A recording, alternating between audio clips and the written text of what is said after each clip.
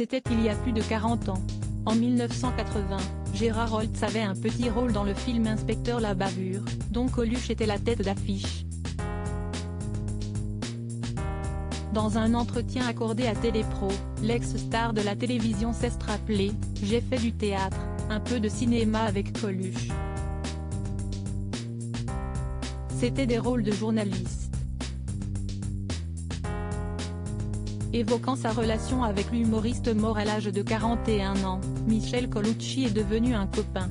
On n'était pas intimes, mais on s'est vu plusieurs fois et il m'a même donné un carnet.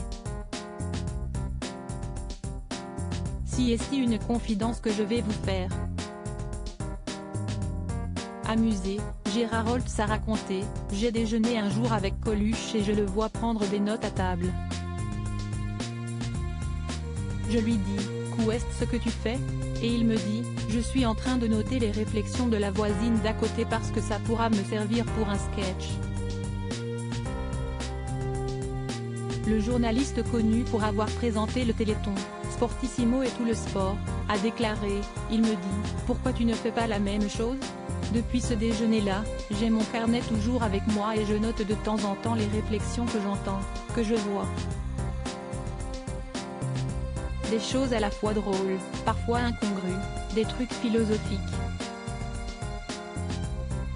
Le carnet dans les mains, Gérard Holtz a lâché, par exemple, Jacques Chirac qui a dit un jour « Ça mène touche une sans faire bouger l'autre. » C'était le président de la République quand même.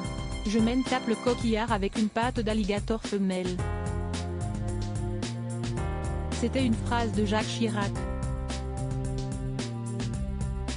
Gérard Holtz, je ne me suis jamais considéré comme une star au cours de cette interview, le journaliste a évoqué son meilleur et son pire souvenir de carrière.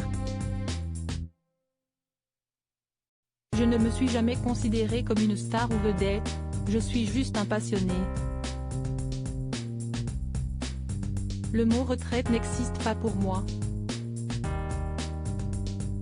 Dès que j'aime quelque chose, je veux que tout le monde l'aime.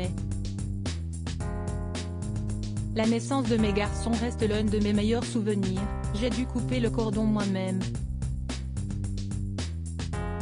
Pour ma carrière, si est d'avoir créé le Téléthon en 1987, c'était un grand moment, a-t-il déclaré avant d'ajouter « Mon pire souvenir est la mort du cycliste Fabio Casartelli. La chute est arrivée à 20 mètres de moi, on est arrivé avec la voiture, j'ai relevé Johan Museeuw et malheureusement Casartelli était la tête fracassée sur le sol.